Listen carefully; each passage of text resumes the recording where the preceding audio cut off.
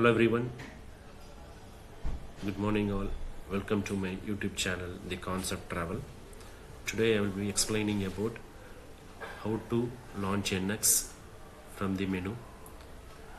Go to left side below, Windows icon will be having, click it and scroll down to Siemens folder, NX, open this and click NX. So once we click, you will get the page here. It's already opened here. You will get this, the home page of NX.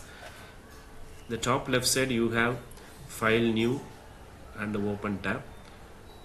File New means if you want to create any new file, so you can use this option.